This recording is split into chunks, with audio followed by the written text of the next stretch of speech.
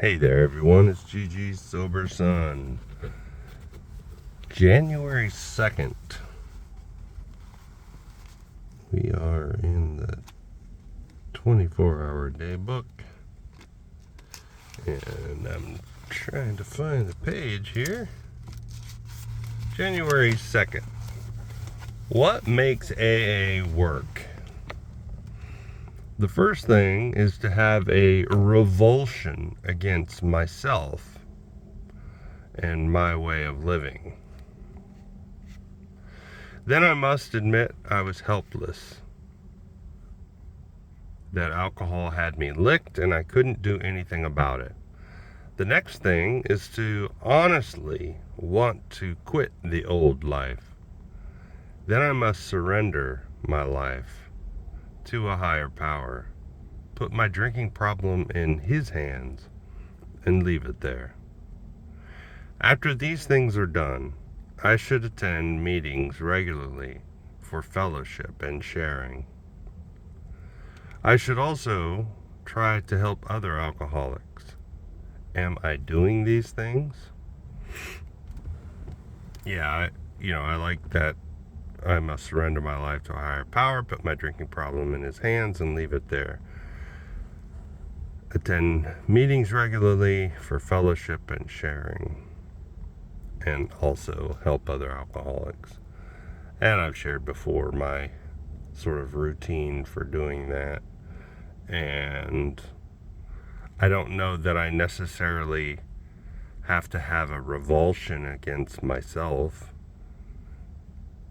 I can, because I think, as I mentioned before, that in the family afterward, where it says, in God's hands, the dark past is the greatest possession you have. So yes, we definitely don't want to romanticize that, but, and I've heard people say, and I've shared this before, I know that I wouldn't trade my best day drinking for my worst day sober.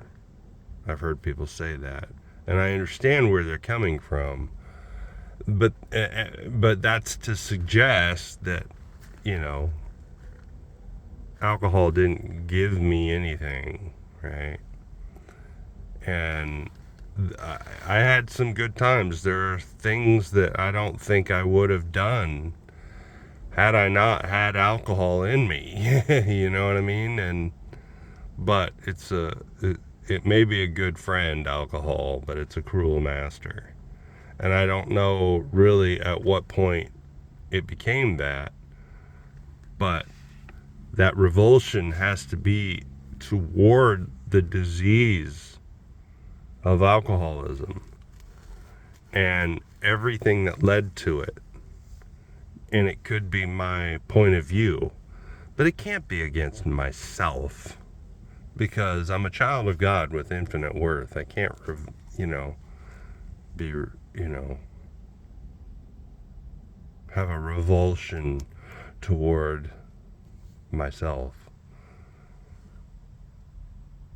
I can be, and the great thing, the big book talks about it, that, normies coming off the street, they probably don't use that word, but, are sometimes shocked and appalled at how we break out in merriment. We start laughing about seemingly horrific things that happened,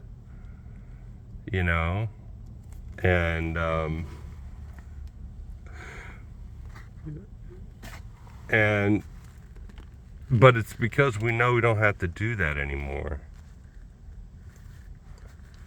And I laugh a lot of times at identification when somebody says something and it's like, oh my gosh, I did the same thing, or I think that same way. It just makes me laugh.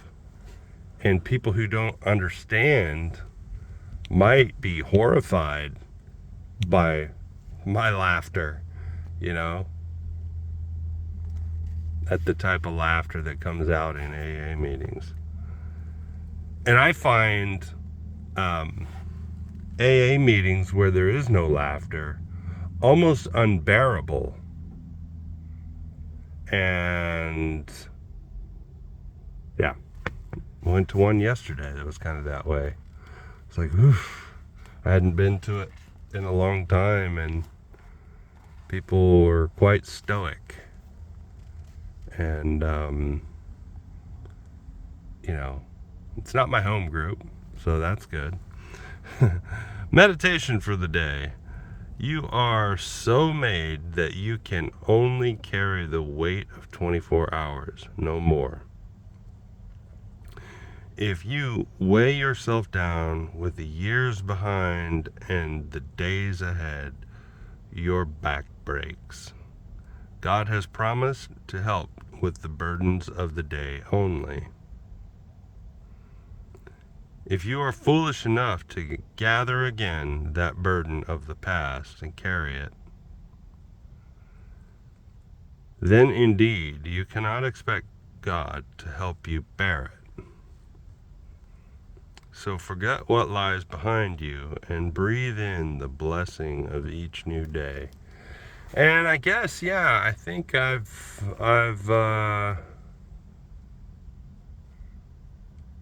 been a little paralyzed lately with inaction.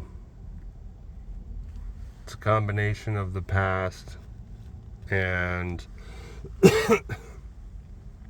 and decisions that have to be made for the future that I've not really been wanting to make, and things are getting worse.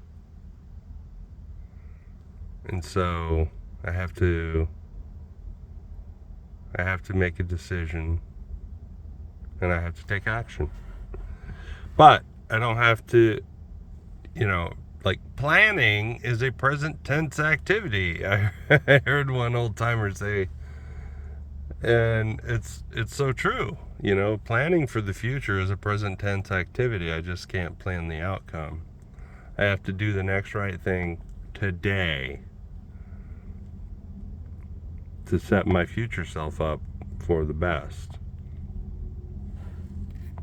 Prayer for the day. I pray that I may realize that, for good or bad, past days have ended. I pray that I may face each new day, the coming 24 hours, with hope and courage.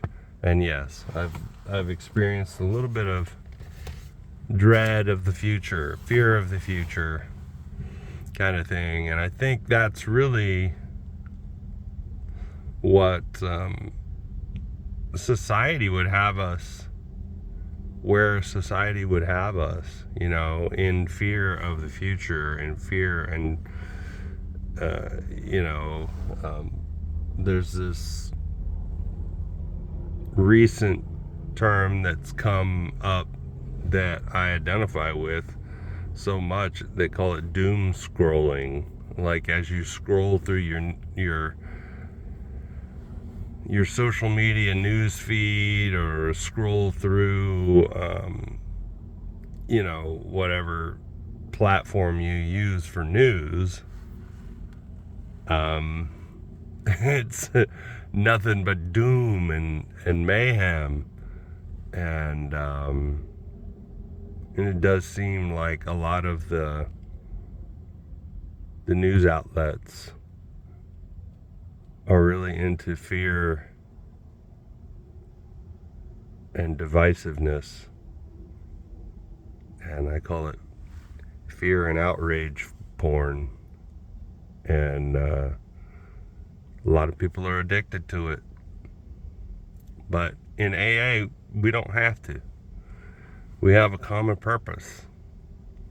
So we can avoid wandering into areas that divide us, and just focus on what